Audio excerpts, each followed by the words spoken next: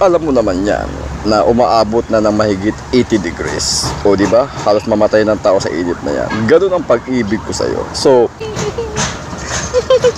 Natatawa lang ako. Kasi, ang kapal ng mukha mo, boy acting. Yayayain mo akong magpakasal.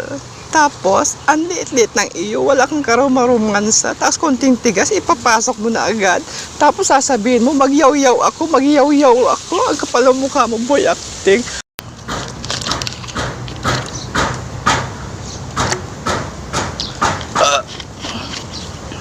mga kababayan, tayo po ay nakakaranas ng napakatinding init sa panahong ito.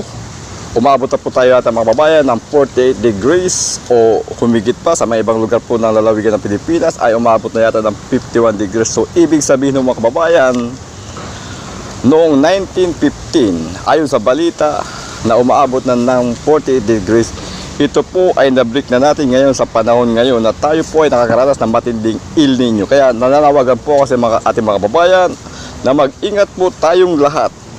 Baka po tayo ay ma-stroke.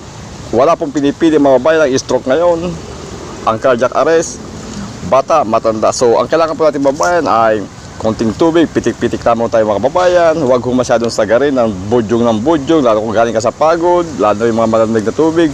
Naku, iwasan po natin mga kababayan sapagkat may namatay na po yan. Kaya kung inom kayo mga kababayan ng tubig, ay mild lang po mga kababayan para hindi po tayo mabigla o atakihin man lang. Kasi mga kababayan, napakatindi pa po ng nararanasan nating init. Hindi pa po natin alam kung kailan ito mawawala or biglang lalamig ating panahon. So I hope, dalangin natin sa Panginoon na naway magbalik na po ang klima na maganda-gandang panahon sa Pilipinas. Dahil po mga kababayan, napakatindi na po talaga ng init ngayon na nararanasan natin.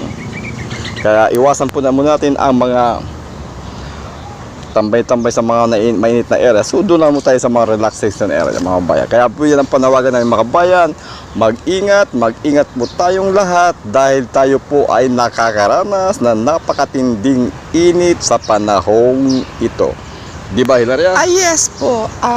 Ako po ay nananawagan sa mga misis ng tahanan, lalo-lalo po sa mga kadalagahan tulad ko po na keep safe po always. Ingatan po natin ang ating mga katawan, ating sarili. Lagi po tayong maligo and every 1 hour at magpalit po tayo ng panty para hindi po napapanis ang ating pansit malabon. Yes po, keep safe po. Keep safe in all my hour ko. Female. Palupit ka talaga, Hilaria. Pagdating talaga sa mga kababayan, yun lang yung advice mo, mga concern mo. Babae ako, kaya concern lang ako sa aming mga kadalagahan. Wala akong pakis. O ikaw, Hilario, ano ang masabi mo? Ano ang maging advice mo sa ating mga kababayan tungkol sa init ngayon? Buhay niyo. Hindi, ang sasabihin ko po ay yun lang po. Wala na po ako masabi kundi binanggit na po nila. Yun lang po mga kababayan.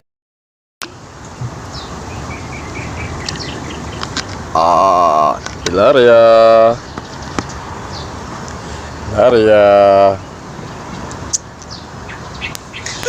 Yan, Santa Maria, Bulacan. Nakakagulat ka naman eh. Kala ko lapit-lapit lang eh. Ano ka dyan? Para kang bingi.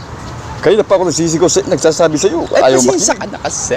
Ang init ng panahon. Para tayo mga bingi dito eh. Maabot tayo sa 48 degrees kaya iritada na ako sa sobrang init. Kaya pasensya ka na. Ano ba yan? Hindi ko maintindihan ang sabi mo. Yun na nga ang problema dahil sa napakainit ng panahon ngayon. Alam mo naman, di ba? May balang po tayo ng usapan mga kababayan. Alam niyo naman po na kami po ni Hilaria ay magjowa po mahabang panahon na po. So, Hilaria, alam mo naman na napakainit ng panahon ngayon. So, umaabot na tayo sa 48 degrees. So, ang pag-ibig ko sa iyo, alam mo naman yan na umaabot na ng mahigit 80 degrees. O di ba? Halos mamatay ng tao sa init na yan. Ganun ang pag-ibig ko sa iyo. So, alam mo naman na magjowa na tayo. Boyfriend mo ako at girlfriend kita. So, nais ko lang sabihin sa iyo na mahabang panahon na tayo na punong-puno na tayo ng romansa. So, ang ibig sabihin lamang ni boy acting ay gusto kong lumugar na tayo sa yung napapanahon na ba Oh, andito naman tayo sa isang lugar. O, di ba? Hindi yan, May mga pambira ka. puno. Medyo mainit nga lang ng konti. So, Ang ibig eto, kong nagbablog sabihin, tayo. O, ano pa bang hinihinap mo? lumugar na tayo. Yung bang magpapakasal na tayo. Kasi para magkaroon na tayo ng bagong pamilya, hindi ba? Sabayan natin ang init ng panahon at ang init ng pagmamahalan natin, di ba? Para may hugot lang yan, di ba? Di ba? Natatawa lang ako. Kasi, ang kapal ng mukha mo, boy, acting. Yayayain mo akong magpakasal. Tapos, ang liit-liit ng iyo, wala kang karumarumansa. Tapos, konting tigas, ipapasok mo na agad. Tapos, sasabihin mo, magyaw-yaw ako. Ang kapal ng mukha mo, boy, acting.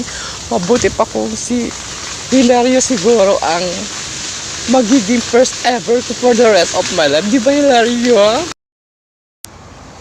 To, suntok. Gusto mo?